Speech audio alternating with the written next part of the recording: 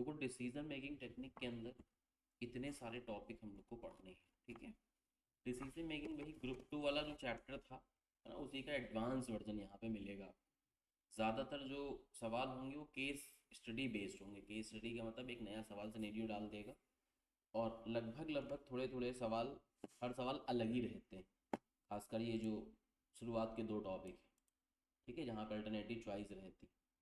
तो जैसे कि आपने ग्रुप टू में देखा था कि डिसीजन मेकिंग के जो क्वेश्चंस होते हैं वो हर सवाल थोड़ा थोड़ा अलग ही होता है। अपनी कहानी सवाल बताएगा, उसके अकॉर्डिंगली हमें उसका डिसीजन लेना होगा। तो इसमें इतने सारे टॉपिक हम लोग को पढ़ने हैं। पहला टॉपिक यहाँ आता है डिसीजन इन्वॉल्विंग अल्टरनेटिव चॉइस। तो जहाँ आपके पास एक से ज़्यादा चॉइस होती है, तो उन चॉइस में से किस चॉइस को आप सेलेक्ट करोगे। तो एक तो इसका डिसीजन लेना होता है, ठीक है। इसके सवाल कैसे कैसे होंगे, लेट मी चेक।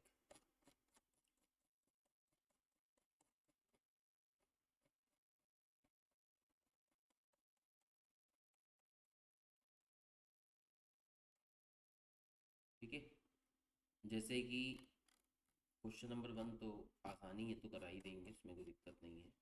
अभी अल्टरनेटिव चॉइस हम बताना चाह रहे हैं तो उसको समझने का प्रयास करो। अब इसमें कुछ क्वेश्चन है, कह रहा है कि हम 80% कैपेसिटी पे काम कर रहे हैं, ठीक है।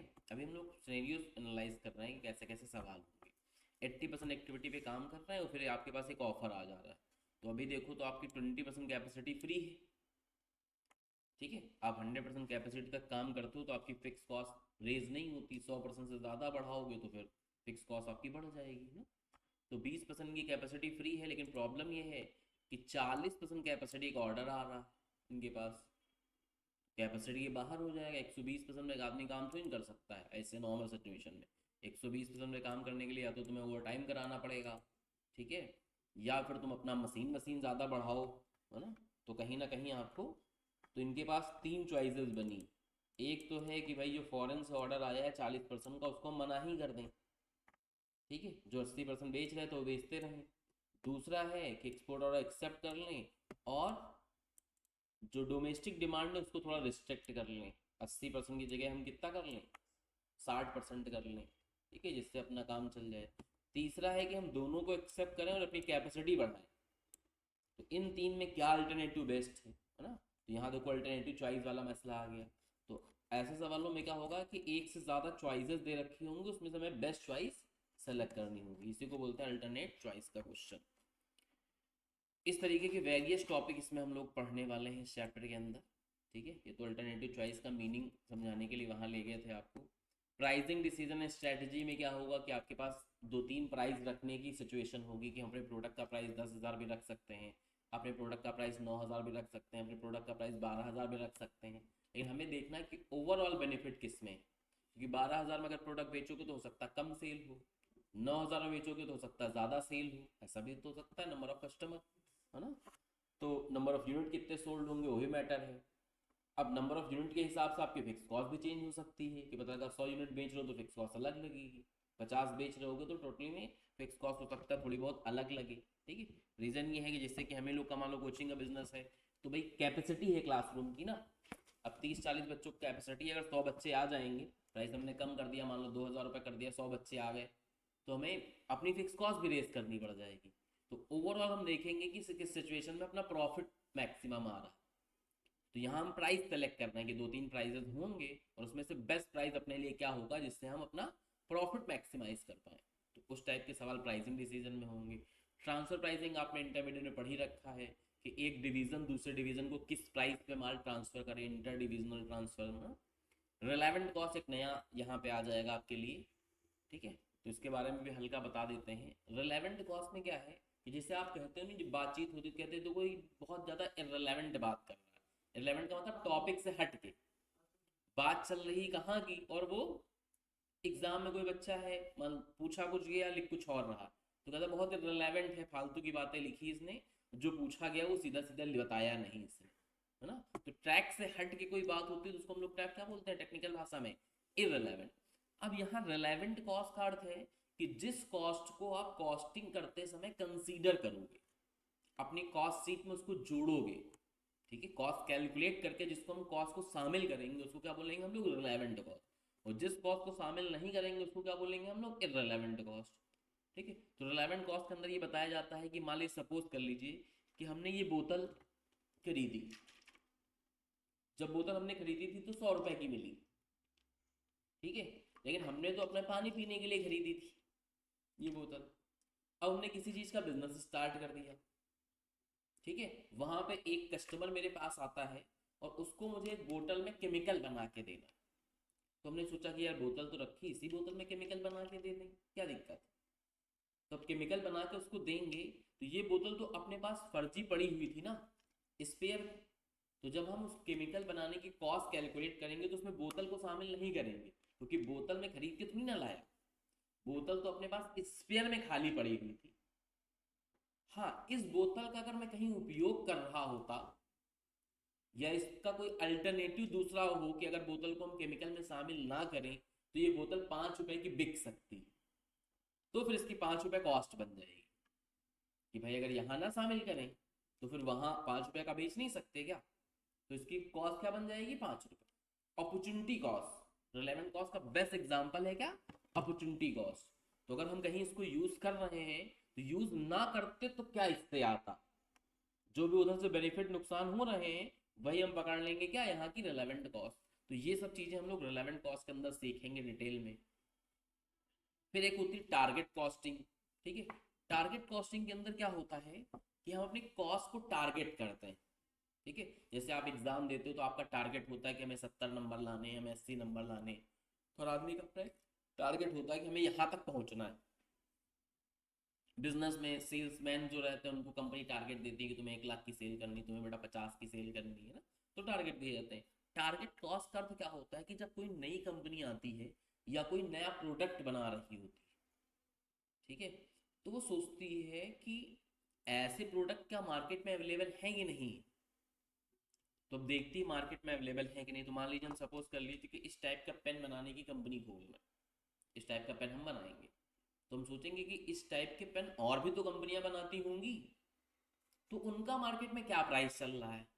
अब उनका सपोज कर लो प्राइस उन पेन का 12 रुपए, तो हमने सोचा कि यार ये तो कंपनी इतनी स्टैब्लिश है, इतने दिन से व्यापार कर रही है, अगर ये 12 रुपए में बेच रही है, हम तो अभी नई कंपनी बना रहे हैं, हमारा कौन सा 12 रुपए में कोई ले लेगा।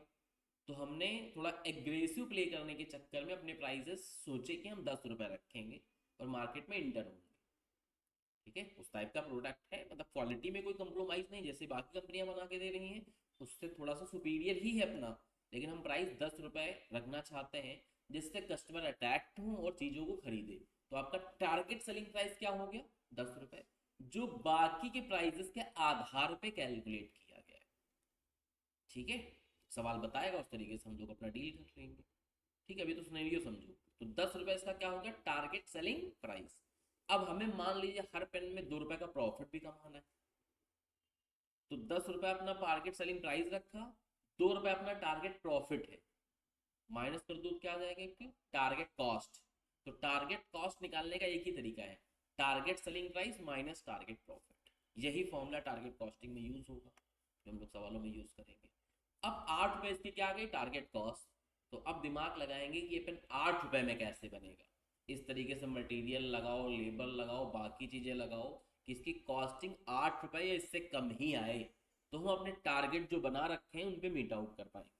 तो इसको बोलते हैं टारगेट कॉस्टिंग, जहां पे प्राइस के हिसाब से अपनी कॉस्ट रखी जाती, ठीक है। प्राइस के हिसाब से अपनी क्या रखी जाती है, कॉस्ट रखी जाती है। कुछ प्रोडक्ट ऐसे भी होते हैं जहां पे कस्टमर कहता है कि भाई इतने रुपए में चीजें हमको चाहिए, समझ लो 50 रुपए बना के दे दो हमको ये चीज।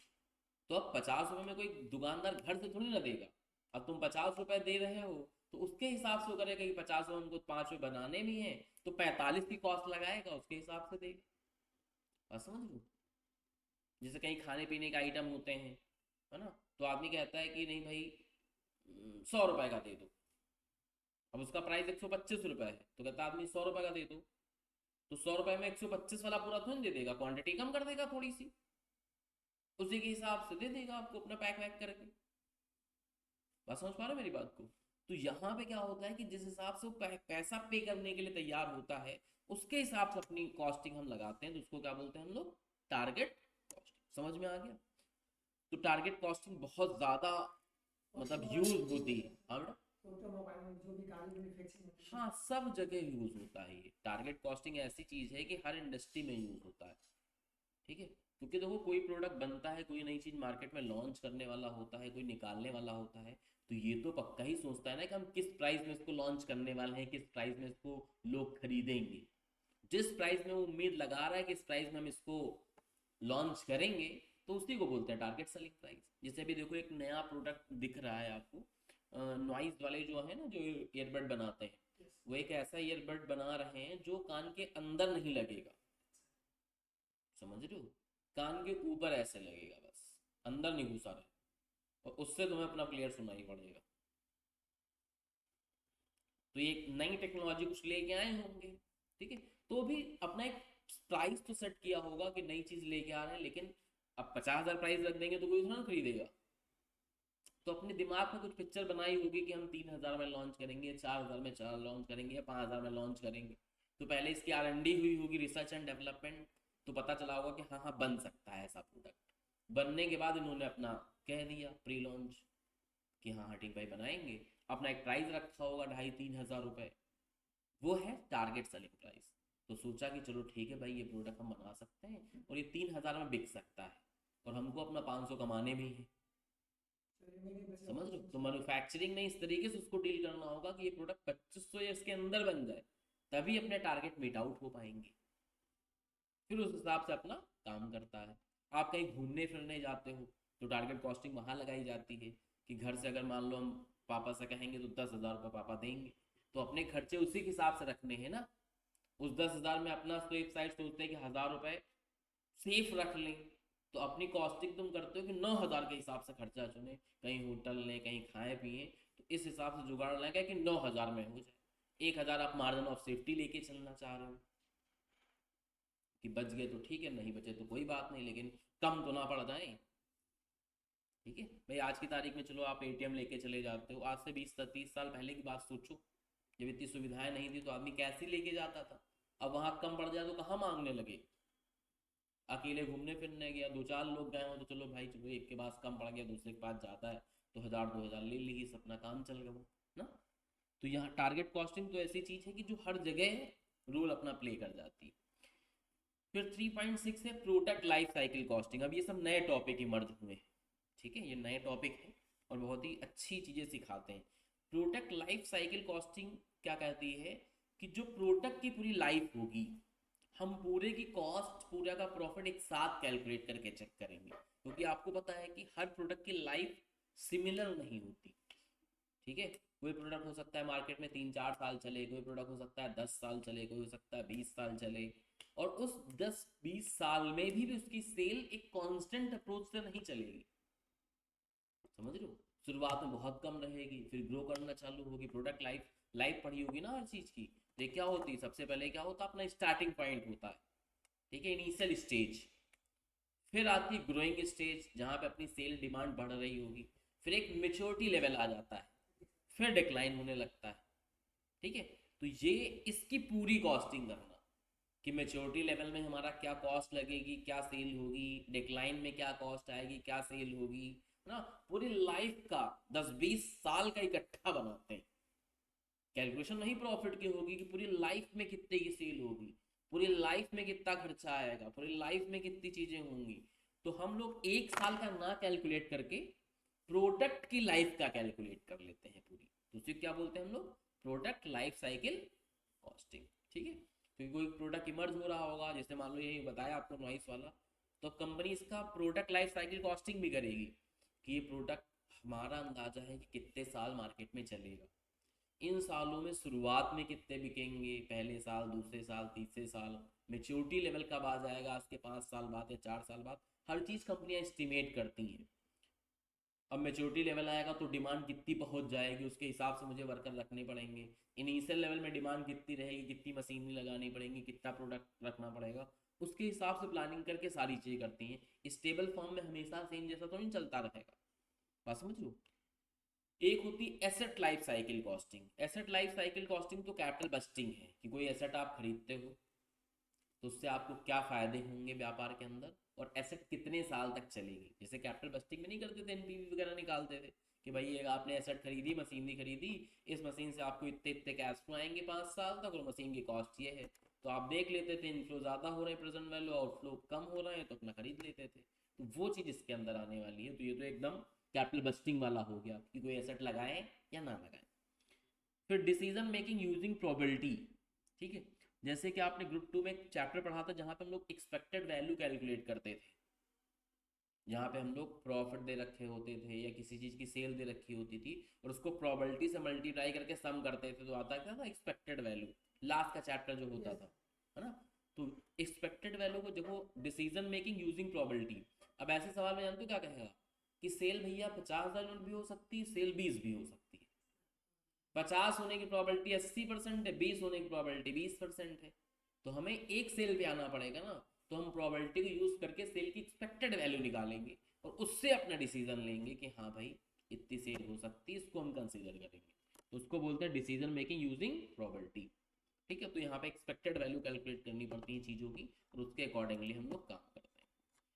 तो एक बार टॉपिक अवेयर करा दिया आपको, जिससे आगे पढ़ने में सही लगेगा, बार बार टॉपिक में नहीं घुसना पड़ेगा, आपको समझ में आएगा कि ट्रांसफर प्राइसिंग क्या होता है, ये क्या होता है, फलाना ना। ठीक है, तो हम लोग अब सीधा चलते हैं क्वेश्चंस पे। तो बाकी क्वेश्चन के अंदर वैरायटी रहती है इस चैप्टर में, 60-65 सवाल दे रखे हैं कुल मिला के इसमें। बहुत बड़ा चैप्टर है, और इस चैप्टर में नए नए क्वेश्चन इमर्ज होते रहते हैं एग्जाम में। ठीक है, अब देखो एग्जाम का सिनेरियो थोड़ा चेंज होता जा रहा है। फाइनल लेवल का सिनेरियो ये है कि पेपर के अंदर आपको 25-30%, 35% सवाल नए मिलेंगे। समझ रहे हो, नए का मतलब है कि ऐसे सवाल आपको बुक में नहीं मिलेंगे, ऐसे सवाल आपको स्कैनर्स में नहीं मिलेंगे। तो कुछ 2-3 सवाल वहां नए मिलेंगे ही मिलेंगे हर अटेम्प्ट में।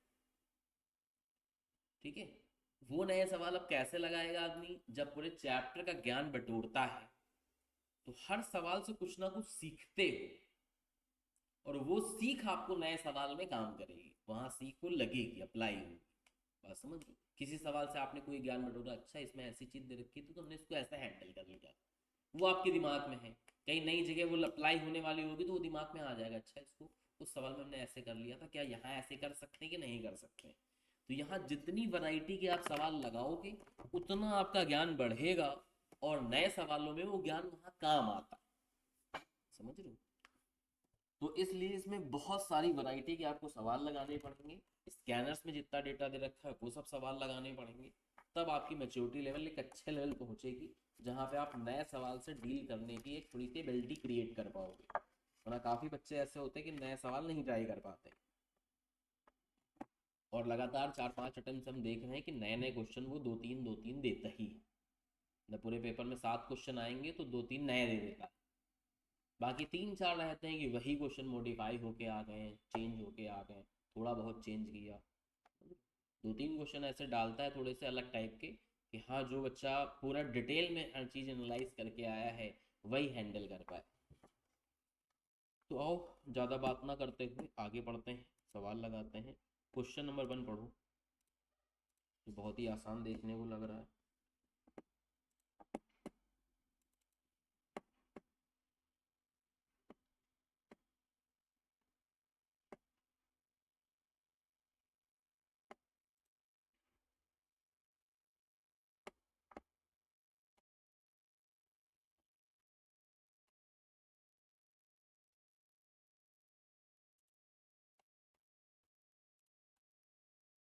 हाँ बेटा, तो क्वेश्चन 1 कह रहा है कि income statement of Ashok Gear Limited is summarise as below.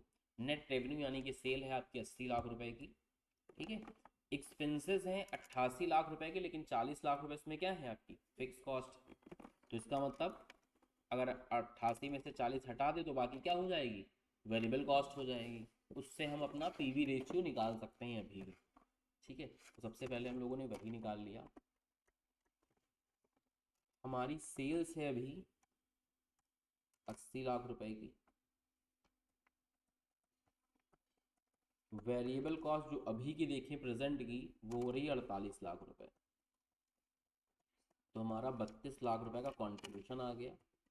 इससे पीवी रेशियो आ जाएगा contribution divide by sale into 100 करके, ये आ गया हमारा 40%। ये अभी प्रेजेंट का सिनेरियो है और अभी अपना ये डेटा एनालाइज होके आ रहा है, ठीक है। तो ये प्रेजेंट की चीज़ें हैं और इतनी चीज़ें यहाँ पे निकल के आ रही। इसके बाद सवाल में कह रहा है आपसे कि आपकी फिक्स कॉस्ट 20 लाख से बढ़ जा रही है, मतलब अभी 40 लाख की फिक्स कॉस्ट थी तो अब कितने की हो गई, 60 लाख रुपए की हो गई। और आपको बताना है कि किस सेल वैल्यू में कंपनी ब्रेक इवन हो जाएगी। तो पहले पार्ट में आपको निकालना है ब्रेक इवन पॉइंट। तो फॉर्मूला लगा दोगे, total fix cost divide by PV ratio. Fix cost अब हो जाएगी 60 लाख, तो 60 लाख से कंसीडर करोगे, डिवाइड बाय 40% कर दोगे तो अपना आंसर आ जाएगा। बहुत ही आसान बच्चों वाला सवाल है ये तो ये आ गया अपना कितना, 150 लाख रुपए, ठीक है। सेकेंड पार्ट में पूछा है कि किस सेल वैल्यू में अपना नेट प्रॉफिट कितना हो जाएगा, 4 लाख रुपए। यानी 4 लाख कमाने के लिए कितनी सेल करनी पड़ेगी, सेल फॉर डिजायर्ड प्रॉफिट। तो इसका फॉर्मूला लगा दोगे, total fix cost plus desired profit divide by PV ratio. तो फिक्स कॉस्ट है 60 लाख रुपए, कमाना चाहते हैं हम कितना पैसा, 4 लाख रुपए, और डिवाइड कर दो इसको कितने से, 40% से। 64 लाख डिवाइड बाई 40%, तो आंसर आ जाएगा 160 लाख, ठीक है। तो ये तो बहुत ही आसान सवाल निकला, क्वेश्चन नंबर 1, जैसा कि देख पा रहे हो। समझ में आ गया ये तो मतलब इंटरमीडिएट टाइप का क्वेश्चन है, एमसीक्यू टाइप का समझ लो। तो फाइनल लेवल में तो ये एमसीक्यू में इस तरीके के सवाल आते हैं, ठीक है। चलो नोट कर लो फटाफट, फिर आगे कराएं। थोड़ा समझते चलो, थोड़ा थोड़ा नोट करते चलो।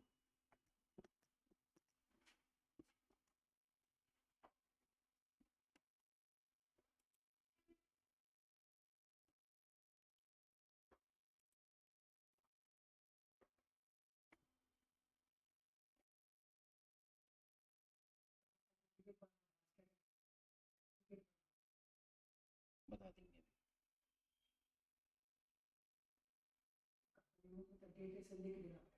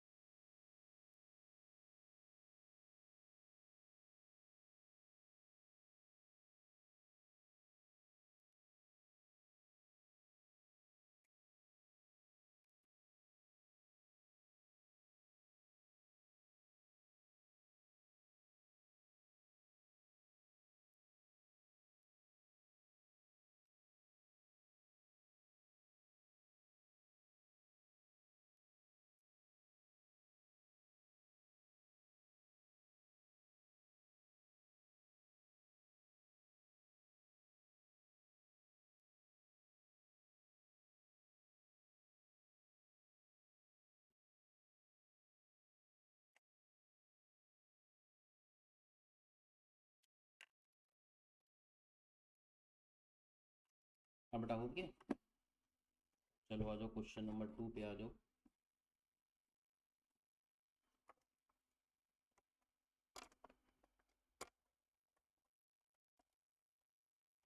क्वेश्चन नंबर 2 के जैसा सवाल इंटरमीडिएट में था, थोड़ा सिमिलर, ठीक है, थोड़ा सा डेटा चेंज कर दिया है, बाकी सवाल उसी के जैसा है। फिर से एक बार सवाल पढ़ा देते हैं। हाँ, 80% कैपेसिटी भी अभी काम कर रहे हैं, 40% के लिए मिडिल ईस्ट से ऑफर आता है, फॉरेन एक्सपोर्ट ऑर्डर समझ लो इसको, ठीक है। अब प्रॉब्लम ये है कि या तो ऑर्डर को फुल एक्सेप्ट कर सकते हैं या तो फिर हम मना कर सकते हैं, ठीक है। मतलब ऑर्डर ये नहीं कि हम कहते हैं भैया थोड़ा माल ले लो, थोड़ा बाकी बात बाहर से कहीं और से लेना, ऐसा नहीं चलेगा। या तो टोटली रिजेक्ट करना है या तो एक्सेप्ट करना है। और ये जो एक्सपोर्ट ऑर्डर आया है, यहाँ पे आपको प्राइजेस 10% कम मिलेंगे डोमेस्टिक से, ठीक है। डोमेस्टिक में अगर माल तुम 100 रुपये का बेचते हो तो फॉरेन में आपको 90 का देना पड़ेगा, ऐसी सिचुएशन।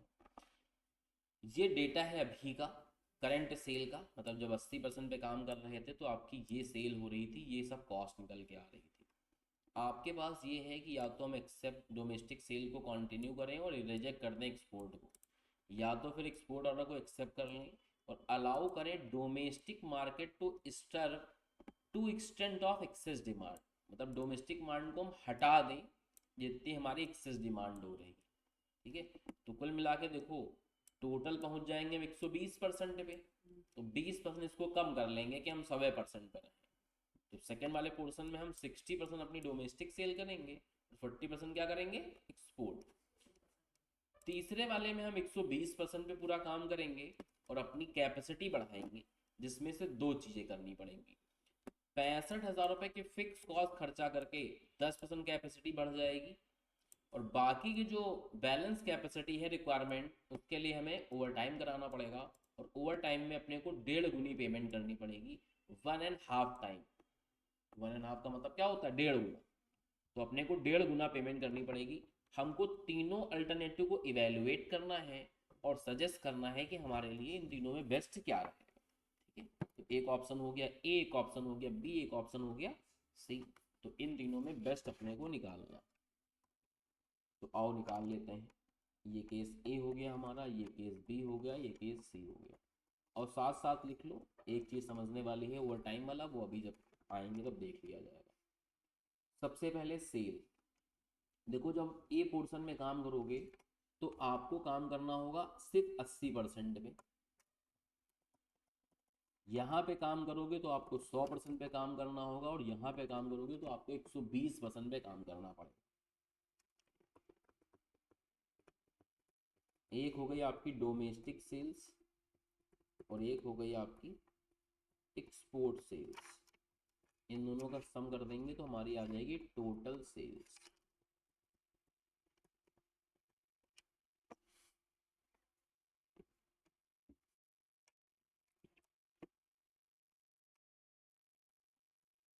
तो ये आ जाएगी हमारी टोटल सेल्स।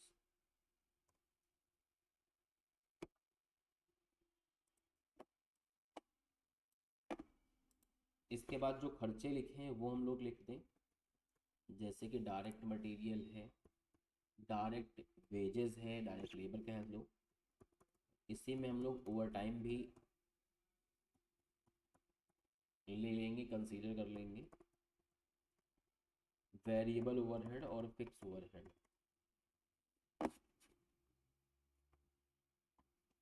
ये सारे खर्चे आ जाएंगे हमारे।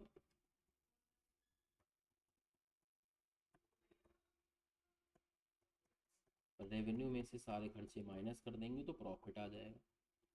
जिस केस में प्रॉफिट सबसे ज़्यादा आ जाएगा उसी को हम लोग चूज़ कर लेंगे, डिसीजन अपना लिख देंगे।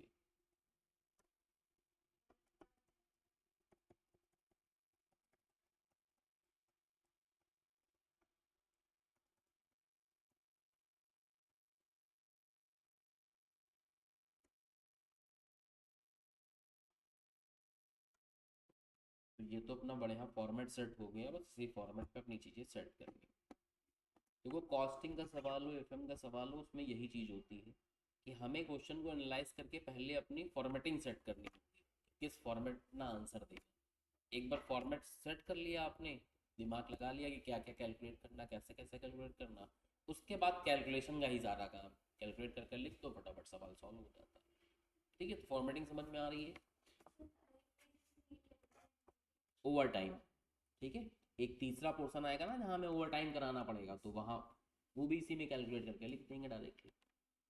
तो अभी देखो हमारी डोमेस्टिक सेल हो रही है, जैसे सवाल में आप देख पा रहे हो 16 लाख की अपनी डोमेस्टिक सेल हो रही है, और एक्सपोर्ट सेल कुछ भी नहीं है, तो टोटल सेल रहेगी 16 लाख की। वही डेटा जो सवाल में लिखा है, इसमें तो कुछ नया नहीं कर रहे हो आप, उठा के केवल आपको लिख देना है।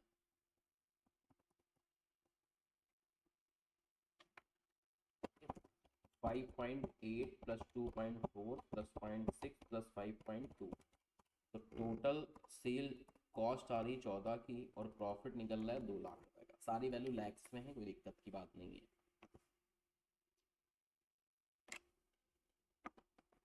सारी वैल्यू जो है वो लैक्स में।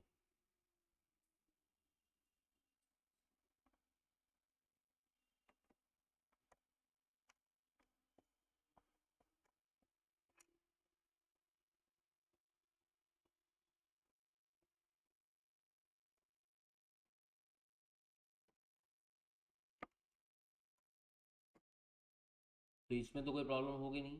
सेकंड वाले में जब 60% पे काम करते हो, तो फिर देखो 100% पे काम करते हो, तो ऐसी दशा में आपकी 60% डोमेस्टिक सेल होगी, और 40% क्या होगी, आपकी एक्सपोर्ट सेल होगी। ठीक है। अब देखो यूनिटी मेथड से निकालना पड़ेगा। 80% डोमेस्टिक सेल में अगर 16 लाख की सेल हो रही है, तो 60% डोमेस्टिक सेल में सेल कितने की होगी, तो 16 लाख डिवाइड बाई 80 इंटू 60 कर दो। यहाँ की सेल आ जाएगी कितनी अपन की, 12 लाख रुपए की। ठीक है, यहाँ आपकी सेल आ गई कितने की, 12 लाख रुपीज की।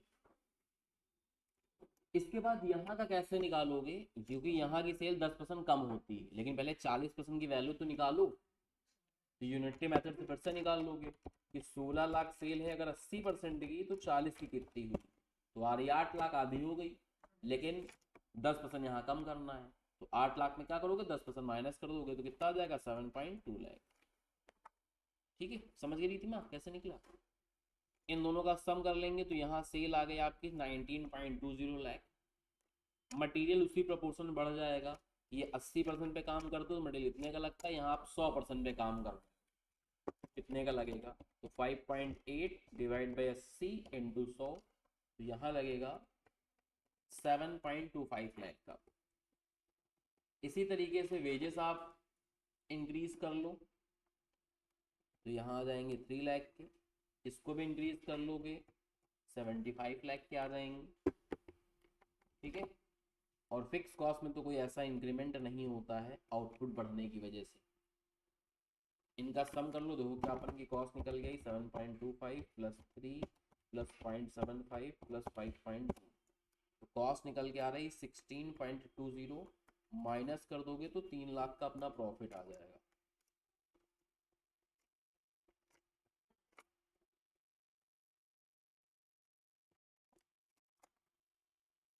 इस केस में प्रॉफिट आ गया हमारा 3 लाख रुपए का। ठीक है, अब आता है लास्ट केस।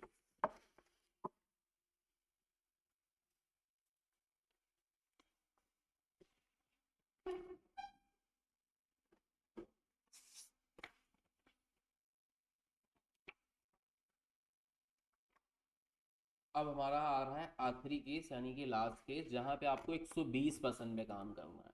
120% पे काम करोगे, तो आपको डोमेस्टिक वाली सेल 80% मेंटेन करनी है, और एक्सपोर्ट सेल आपकी 40% हो जाएगी। डोमेस्टिक 80% की तो वैल्यू निकाल ही चुकी हैं, 16 लाख रुपए, और डोमेस्टिक के साथ 20 है,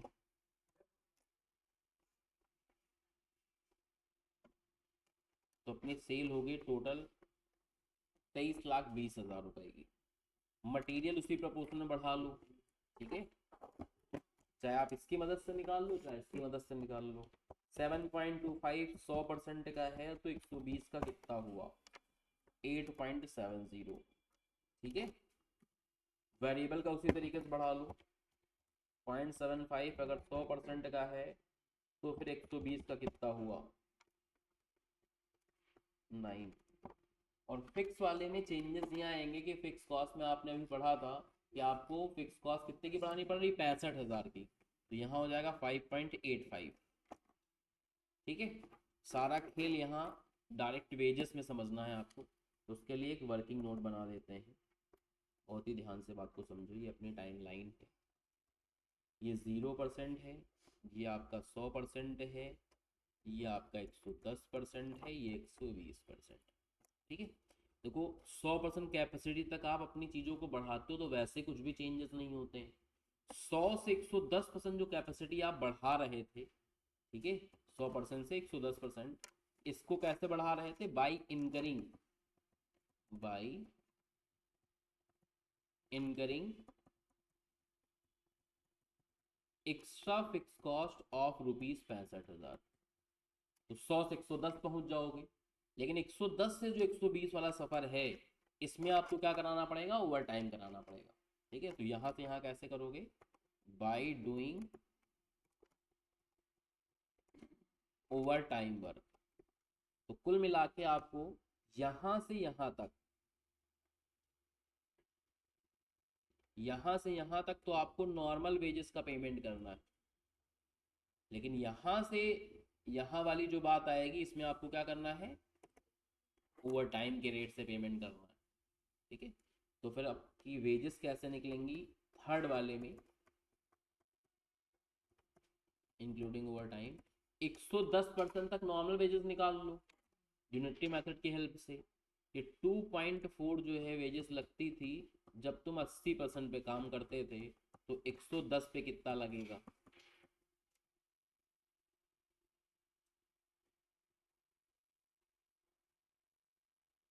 ठीक है, और इधर की 10% की अलग निकालोगे अलग तरीके से, यूनिटी मेथड से पहले निकालो कि 2.8 80% की है तो 10 की कितनी हुई, तो उसका आपको करना है 1.5 गुना। ठीक है, और अगर ये चीज़ थोड़ी सी कठिन लगे तो आप ऐसे भी कर सकते हो, बहुत ही सिंपल तरीका और आसान। पहले आप क्या करो, आप नॉर्मल वेजेस निकाल लो पर 1% के लिए, नॉर्मल वेजेस फॉर 1% कैपेसिटी। तो 2.4 लगता है 80% के लिए, तो 1% का कितना? तो 2.4 डिवाइड बाई 80 कर दो, तो 1% के जो वेजेस आ रही है वो 0.03 आ रहे हैं। ठीक है, 1% की वेजेस कितनी आ रही है? 0.03 लैक्स। तो फिर यहाँ डायरेक्ट वेजेस कैसे निकालोगे? इंक्लूडिंग ओवर टाइम 110% पे नॉर्मल वेजेस का ही पेमेंट करना है ना, और अगले 10% जो ओवर टाइम वाले में है उसमें नॉर्मल वेजेस का 1.5 गुना पेमेंट करना। चाहे इस तरीके से आदमी निकाल ले और चाहे जैसे पहले समझाया था यूनिटी मेथड से उस तरीके से निकाल ले, दोनों की बातें सेम टू सेम।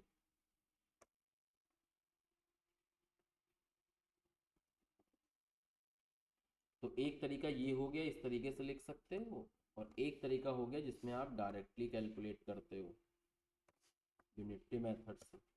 यहाँ पे आपने 2.4 डिवाइड बाई 80 इंटू 1.110 किया था, plus 2.4 divide by 80 into 10 into 1.5 किया था। तो कितना आ रहा कैलकुलेट करके ये सब? 3.75। चाहे इससे कैलकुलेट करें और चाहे हम इससे कैलकुलेट करें। ठीक है, तो यहाँ अपनी जो ये निकल के आएगी वो आएगी 3.75 लैक्स।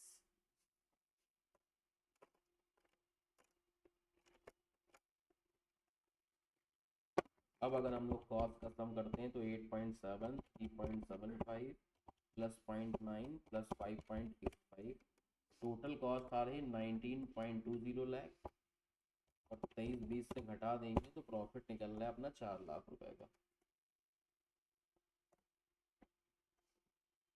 तो अपने लिए बेस्ट अल्टरनेटिव कौन सा हो गया? सी वाला, जिसमें हम लोग अपना 4 लाख कमाएंगे। ठीक है, चलो कंप्लीट कर दो बेटा। बी वाला पार्ट है। हाँ, तो ये क्या है मतलब जो मैच मतलब इसका जो दोनों निकालो ये एंगल से आ रहा है। तो जो तुम्हारा आ रहा वो लिख दो ना, देखेंगे।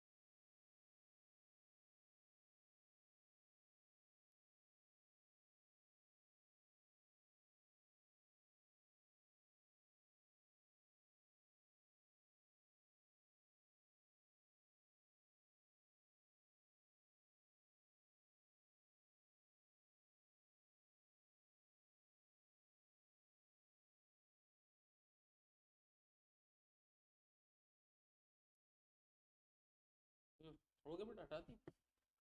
चलो अगला क्वेश्चन देखो, क्वेश्चन नंबर 3 लिमिटिंग फैक्टर का क्वेश्चन है। कह रहा है एक मैन्युफैक्चर है, 3 प्रोडक्ट बनाता है ABC, current sale cost and selling price detail processing time requirement are as follows. Product A है, बी है, सी है। एनुअल सेल इतनी इतनी हो सकती है, सेलिंग प्राइस इनका इतना इतना है, यूनिट कॉस्ट 18 रुपये, 24 रुपये, 30 पैसे। यूनिट कॉस्ट लिखा है, ना कि वेरिएबल कॉस्ट या फिक्स कॉस्ट लिखा है, इसका मतलब ये टोटल कॉस्ट है पर यूनिट। ठीक है, एक यूनिट की कॉस्ट क्या लगेगी। प्रोसेसिंग टाइम है 1 घंटे, 1 घंटे, 2 घंटे। फर्म अभी फुल कैपेसिटी पे काम कर रही है और फुल कैपेसिटी है इनकी 13,500 प्रोसेसिंग आवर्स पर ईयर। ठीक है, फिक्स मैन्युफैक्चरिंग ओवरहेड जो है वो एब्जॉर्ब किए जाते हैं into unit cost by charging 200% of the variable cost. मतलब जो फिक्स कॉस्ट है वो वेरिएबल कॉस्ट की दुगनी। वेरिएबल कॉस्ट अगर x है तो फिक्स कॉस्ट कितनी लगेगी, 2x सब में ही। ठीक है, तो इससे कह सकते हो कि फिक्स और वेरिएबल का जो रेशियो है वो 2:1 का निकला। ये वेरिएबल की दुगनी है ना, तो इसका मतलब फिक्स कॉस्ट वेरिएबल कॉस्ट का रेशियो कितना निकला, 2:1 का। 2 फिक्स होगी, 1 वेरिएबल होगी, 2 फिक्स होगी, 1 वेरिएबल होगी। तो इससे आपको फिक्स और वेरिएबल कॉस्ट का रेशियो निकल आया है। ठीक है, तो जो ये खर्चे दे रखे हैं 18 रुपये, 24 रुपये, 30 रुपये, इनको अगर 2 1 में तोड़ देंगे तो हमारी फिक्स और वेरिएबल कॉस्ट अलग अलग आ जाएगी। ठीक है, this procedure fully absorb the fix manufacturing overhead assuming that processing time जो है वो एक टाइम से दूसरे टाइम शिफ्ट किया जा सकता है, एक प्रोडक्ट से दूसरे टाइम। मतलब अगर ए कम बनाएंगे तो जितना समय खाली होगा उससे हम बी या सी बना सकते हैं, ये कहना चाह रहे हैं। डिमांड जो है इतनी इतनी यूनिट तक जा सकती है मैक्सिमम। ऊपर जो सेल है वो करंट सेल है, इतनी हम बेच रहे हैं अभी। डिमांड जो है इनकी मार्केट में वो ए की 11,000 है, बी की 8,000 और सी की 2,000 है। Selling price are not alter, selling price change नहीं, क्योंकि जो सेलिंग प्राइस ऊपर लिखे हैं वही सेलिंग प्राइस रहेंगे। हमको बेस्ट प्रोडक्शन प्रोग्राम निकालना है अगले साल का, जिससे हम मैक्सिमम प्रॉफिट कमा सकें और इंडिकेट करना है कि कितना हम एक्स्ट्रा प्रॉफिट कमाएंगे, ऐसे सिनेरियो में कितना हम एक्स्ट्रा प्रॉफिट कमाएंगे। ठीक है, फिर in addition identified the shadow price of processing hours. तो शैडो प्राइस क्या होता है, कैसे निकाला जाएगा, वो अलग ही समझेंगे हम लोग। ठीक है, शैडो प्राइस क्या होता है और कैसे कैलकुलेट किया जाएगा वो तो अलग से हम लोग समझेंगे ही समझेंगे।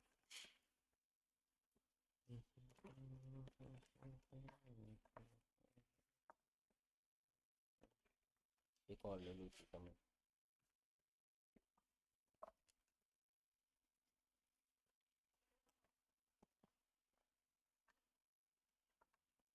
तो इस सवाल में जो हम लोग को काम करना है, ठीक है, किस तरीके से किया जाएगा, उसका क्या बनेगा।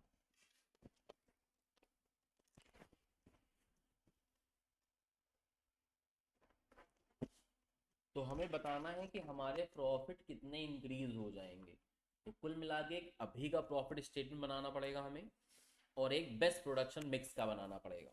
ठीक है, तो हमें जो फाइनल सोल्यूशन देना है, तो एक प्रॉफिटेबिलिटी स्टेटमेंट बनाना है एट प्रेजेंट का। ठीक है, जिसमें आपके ए प्रोडक्ट रहेंगे, बी प्रोडक्ट रहेंगे, सी प्रोडक्ट रहेंगे,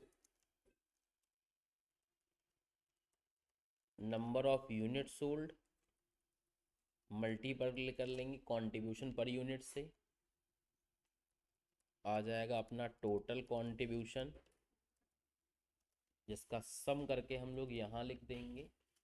ठीक है, और इसमें से टोटल फिक्स कॉस्ट माइनस कर देंगे तो अपन का प्रॉफिट आ जाएगा। ठीक है, तो एक स्टेटमेंट सिंपल सा बन गया जो अभी का प्रॉफिट कैलकुलेट करवा देगा।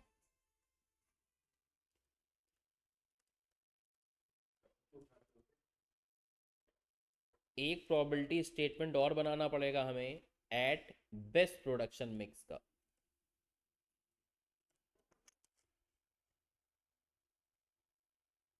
एक और बनाना पड़ेगा इसी तरीके से जो कि बेस्ट प्रोडक्शन मिक्स का होगा। कॉलम तो यही रहेंगे, सारे पर्टिकुलर यही रहेंगे। Number of unit sold into contribution per unit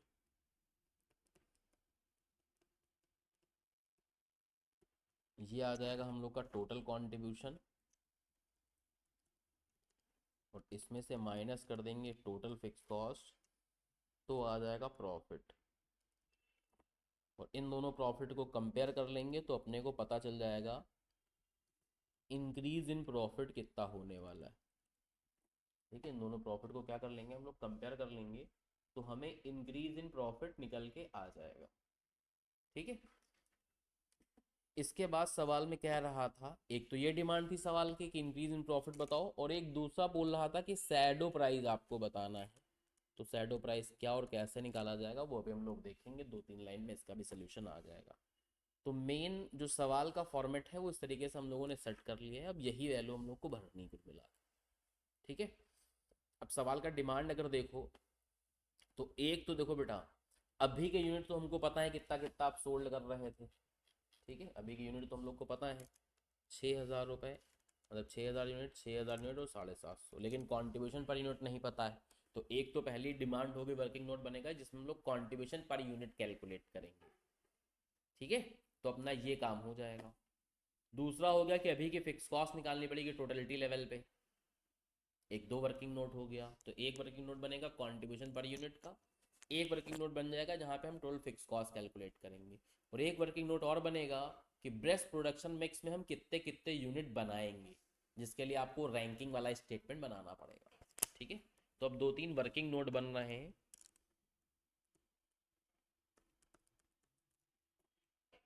ये फॉर्मेट सेट किया नहीं किया अभी, कर लो पहले, फिर नीचे वर्किंग नोट साथ साथ बनाते चलेंगे हम लोग।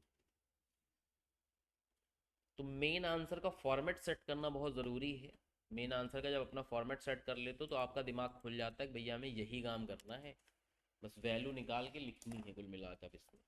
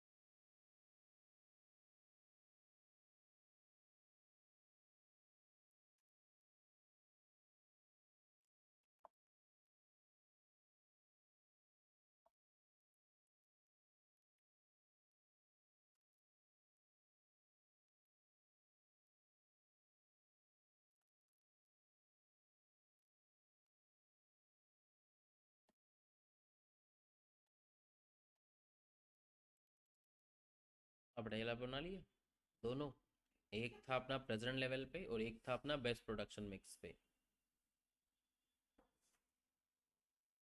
ठीक है, एज इट इज़ दोनों बनेंगी, बस वैल्यूज चेंज होके आएंगी।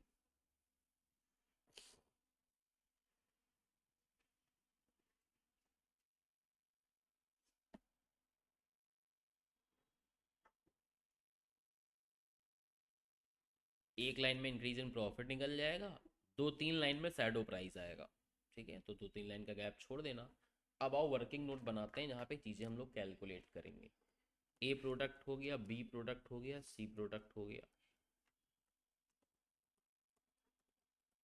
इसकी यूनिट कॉस्ट दे रखी है 18 रुपये, 24 रुपये और 30 रुपये। ठीक है, तो इससे हम लोग इसकी फिक्स कॉस्ट अलग कर सकते हैं और वेरिएबल कॉस्ट अलग कर सकते हैं। बस यूनिट कॉस्ट को आपको 2:1 में तोड़ना है, ठीक है। तो 18 को 2 1 में तोड़ दोगे तो यहाँ आ जाएगा 12, यहाँ आ जाएगा 6, 16, 8, 20 और 10।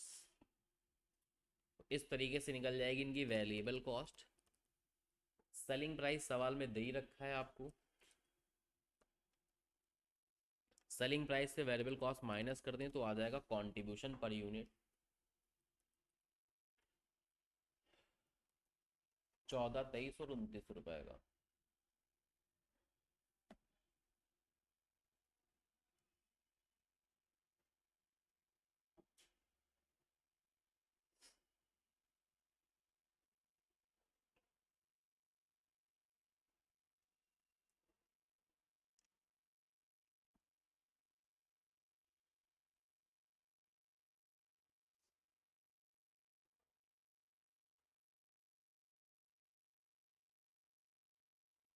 ठीक है,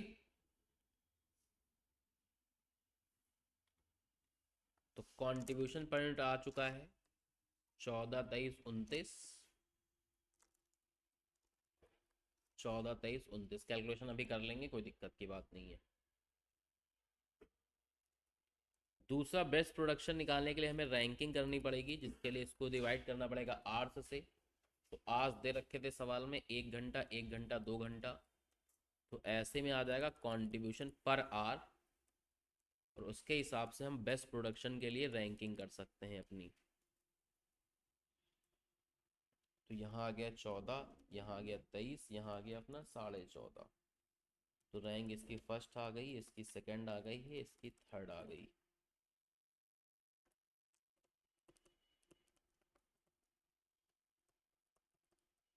सेकंड में हम लोग ऑप्टिमम या उसी को बेस्ट भी कहते हैं प्रोडक्शन मिक्स कैलकुलेट करेंगे। तो आपने पास जो अवेलेबल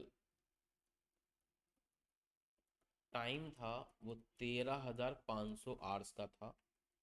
तो सबसे पहली रैंक आई है प्रोडक्ट बी की, और बी की जो मैक्सिमम डिमांड है वो 8,000 है। तो 8,000 बनाएंगे। तो आवर्स यूज इन 8,000 बी, ठीक है। एक बी में 1 घंटा लगता है, तो 8,000 घंटे तो बी में चले जाएंगे आपके। इसके बाद सेकंड रैंक आई है सी प्रोडक्ट की। आर्ट्स और सी को हम 2,000 बना सकते हैं, और इसको बनाने में 2 घंटा लगता है, तो 4,000 घंटे में ये बनेंगे। तो अपने पास जो बैलेंस आर्ट्स बचेंगे वो बचेंगे सिर्फ 1500। इन 1500 आर्ट्स से हम ए बना लेंगे। तो प्रोडक्शन ऑफ ए हो जाएगा, 1500 आवर्स अवेलेबल हैं और एक ए बनाने में 1 घंटा लगता है, तो ए बन जाएंगे 1500 यूनिट। तो बेस्ट प्रोडक्शन मिक्स निकल के आया है, ए का 1500, बी का 8,000 और सी का 2,000। ठीक है, 1500, 8,000 और 2,000। ठीक, ये हो गया बेस्ट प्रोडक्शन मिक्स में अपनी सेल क्वांटिटी। तीसरा वर्किंग नोट बनाना पड़ेगा हमें फिक्स कॉस्ट कैलकुलेट करने का। और आपको पता है कि फिक्स कॉस्ट हमेशा प्रेजेंट लेवल ऑफ यूनिट से निकाली जाती है। तो देखो बेटा, fix cost per unit calculate ही कर लिया था 12, 16 और 20। इसको प्रेजेंट नंबर ऑफ यूनिट से मल्टीप्लाई कर दो, जितने अभी बिक रहे थे। तो ए के बिक रहे थे 6,000 इंटू 12, बी के भी बिक रहे थे 6,000 इंटू 16, और सी के बिक रहे थे 750। ठीक है, टोटल फिक्स कॉस्ट निकालने के लिए हमेशा प्रेजेंट नंबर ऑफ यूनिट से मल्टीप्लाई किया जाता है।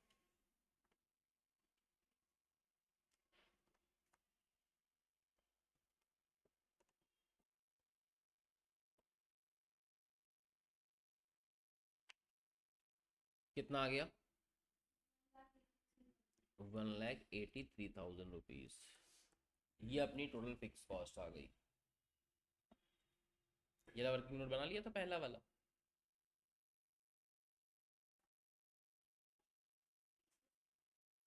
सेकंड थर्ड और बना लो।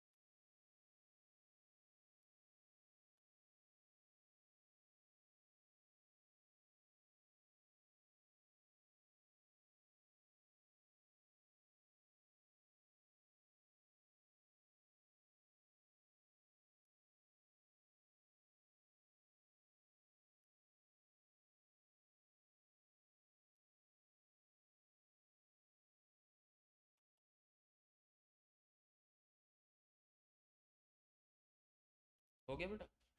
अब कुछ बचा ही नहीं है, अब इनको बस कैलकुलेट करके लिखना है अपने को। 6000 इंटू 14, सब मिला के बता रहा हूँ।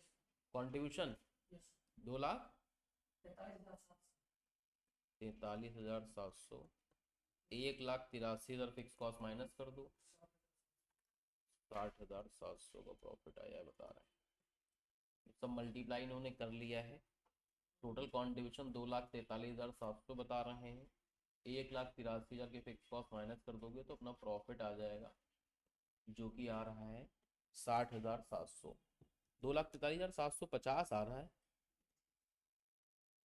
चेक करो, देखो 50 पे छूट रहे थे क्या तुम्हारे? 14,84, 84,000 ये हो गया, 1,38,000 ये हो गया, और 21,750 अपन का ये हो गया। इसी तरीके से यहाँ का कैलकुलेट करेंगे तो ये हो गया हमारा 21,000, ये हो रहा है 1,84,000, और ये हो रहा है 58,000। टोटल हो गया 2,63,000। फिक्स कॉस्ट माइनस कर देंगे तो प्रॉफिट आ जाएगा 80,000 का।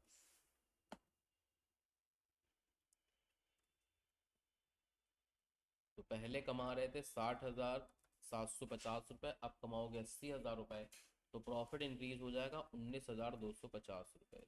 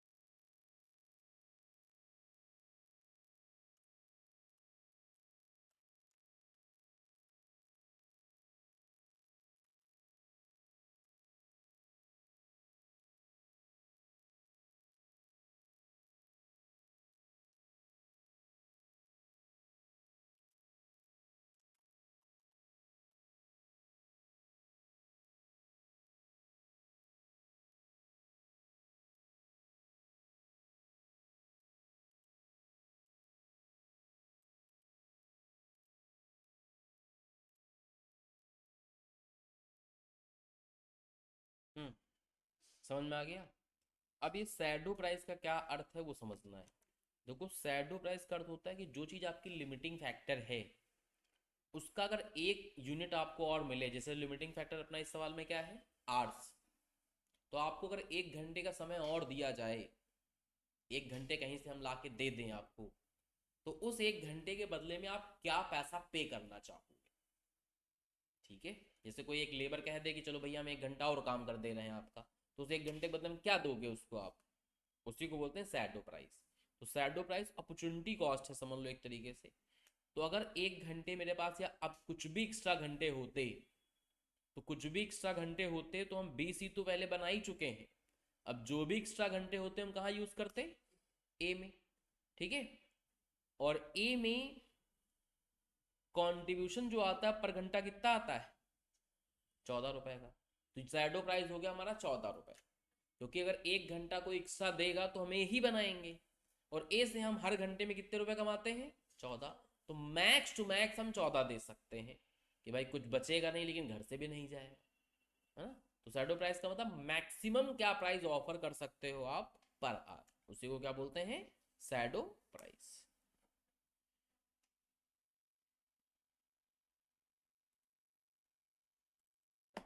समझ में आ गया ये? तो शैडो प्राइस का जैसे इन्होंने अर्थ यहाँ लिखा है एज इट इज वैसे ही लिखना पड़ेगा आपको, यही शैडो प्राइस का मीनिंग है। तो इसी लैंग्वेज में आपको इस तरीके से लिखना पड़ेगा। तो यहाँ भी देखो वही बताया गया, shadow price the opportunity cost of 1 unit of resource relevant for decision maker. तो डिसीजन मेकिंग की जो रिसोर्सेज हैं उसका 1 यूनिट, तो यहाँ 1 यूनिट ऑफ रिसोर्स का मतलब क्या हो गया? Processing hours. ठीक है, तो प्रेजेंट केस में every extra processing hours increase करेगा production of A by 1 unit, और कॉन्ट्रीब्यूशन बढ़ जाएगा कितने से? 14 रुपए से। इसका मतलब शैडो प्राइस प्रोसेसिंग आवर्स का कितना हो गया? 14 रुपए। समझ पा रहा है? अगर आपके पास ये सोचना है कि आपके पास 1 घंटा और होता तो मुझसे क्या बनाते, और उसका जो कॉन्ट्रीब्यूशन पर यूनिट होगा वही आ जाएगा आपका शैडो प्राइस। समझ गए? तो इसको लिख लेना इस तरीके से।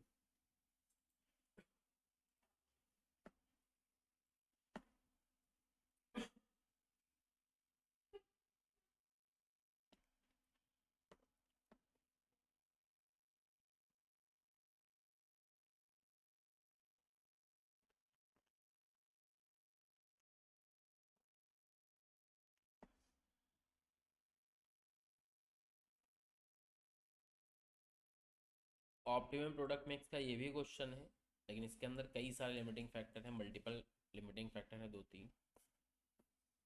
तो ये हम लोग कल के क्लास में देखेंगे, बड़ा सवाल है। अभी कोई मीडियम साइज के 2 सवाल और कर लेते हैं। क्वेश्चन नंबर 6 पढ़ लो।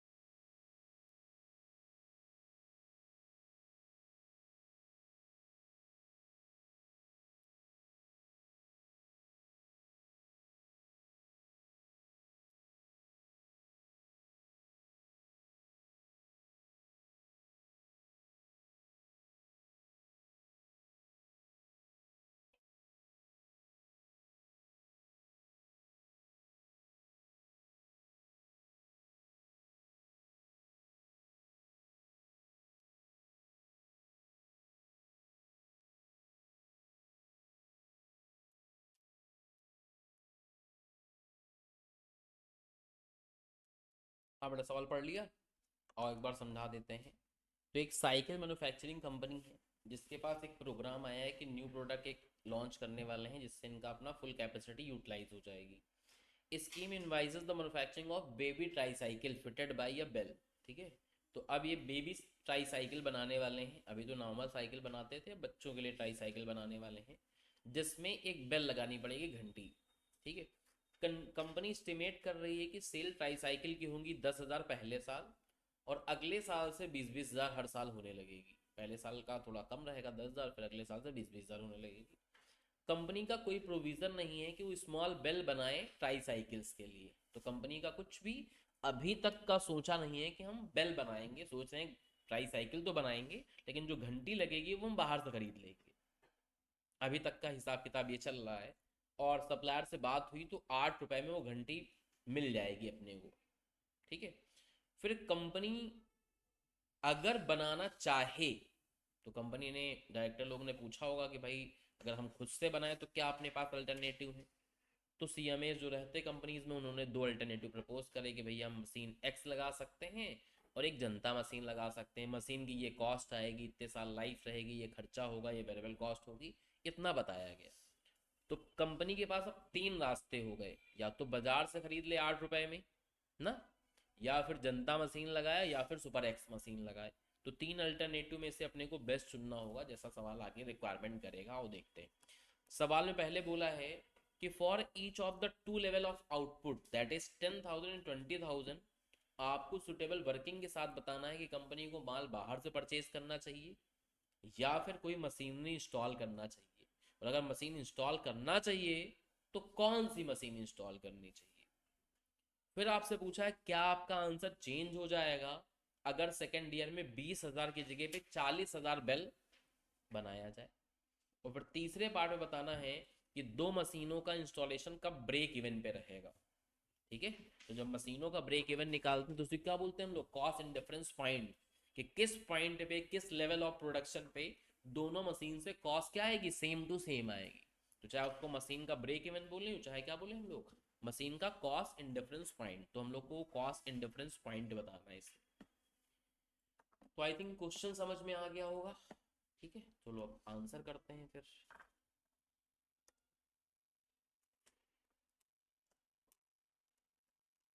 दो पार्ट एक ही में हो जाएंगे, पहला और दूसरा।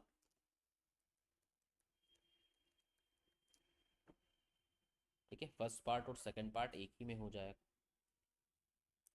देखो तीन रास्ते हैं, या तो हम मार्केट से बाई कर लें, बाई फ्रॉम मार्केट।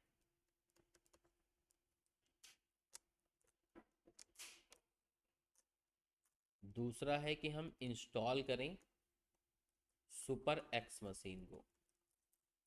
और तीसरा है कि इंस्टॉल करें हम लोग जनता मशीन को। ये तीन अपने पास अल्टरनेटिव अवेलेबल। ठीक है, मार्केट से खरीदने में अपनी वेरिएबल कॉस्ट आएगी 8 रुपए की, और मार्केट से प्रोडक्ट खरीदने में कोई फिक्स कॉस्ट अपनी नहीं लगती।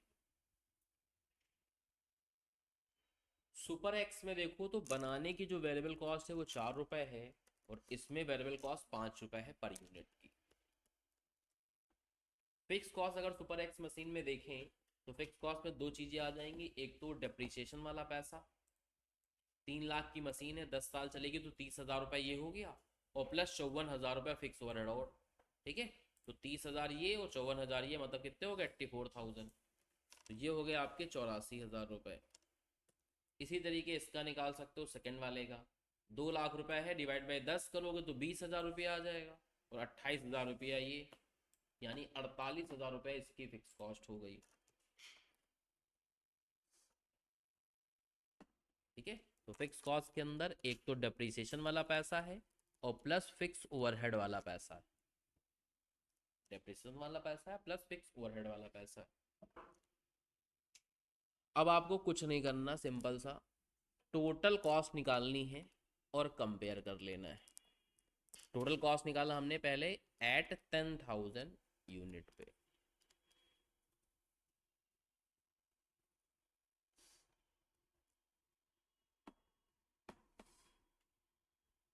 तो 10,000 यूनिट पे हम लोग टोटल कॉस्ट निकाल लेंगे,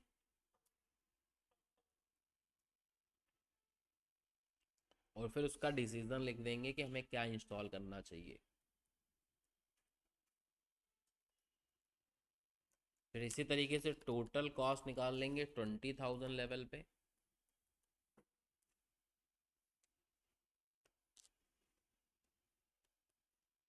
और फिर उसका डिसीजन लिख देंगे कि हमें क्या करना चाहिए।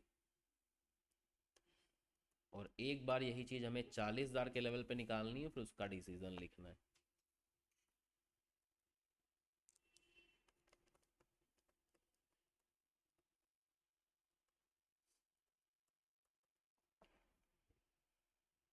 तो 10,000 लेवल पे हम अगर टोटल कॉस्ट निकालें तो यहाँ तो केवल वेरिएबल कॉस्ट खर्चा होगी 10,000 इंटू 8 यानी 80,000 रुपये।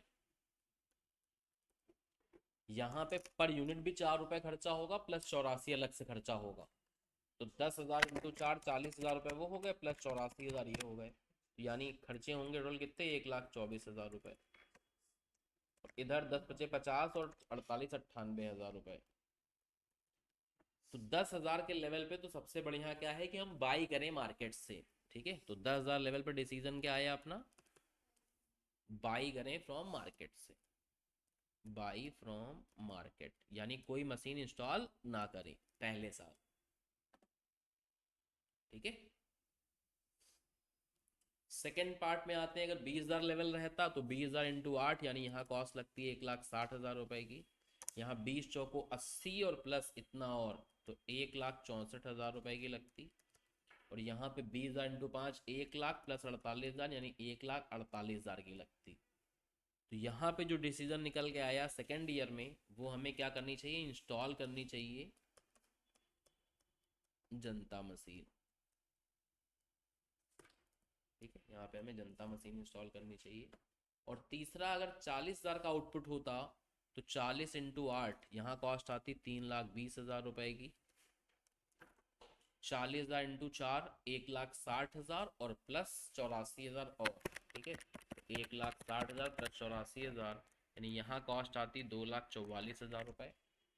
40,000 × 5, 2 लाख रुपए प्लस 48,000, यहाँ कॉस्ट आती 2,48,000 रुपए।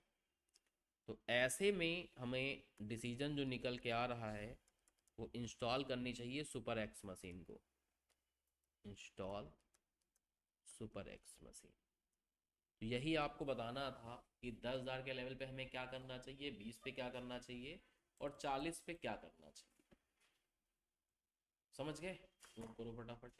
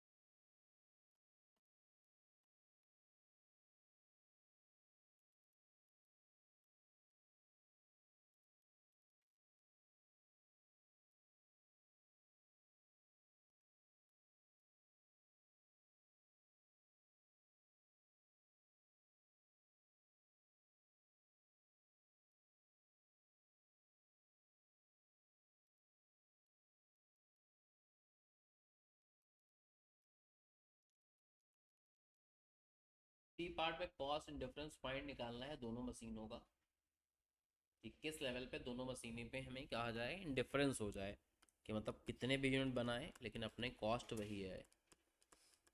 Cost and difference point between two machine निकालना है। तो कॉस्ट एंड डिफरेंस पॉइंट का फॉर्मूला होता है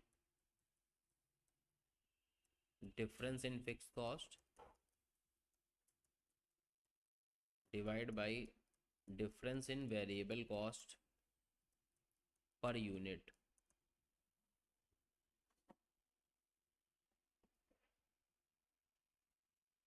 तो एक की फिक्स कॉस्ट थी 84,000, सेकेंड वाले की फिक्स कॉस्ट थी 48,000, वेरिएबल कॉस्ट एक की 5 है, एक की 4 है।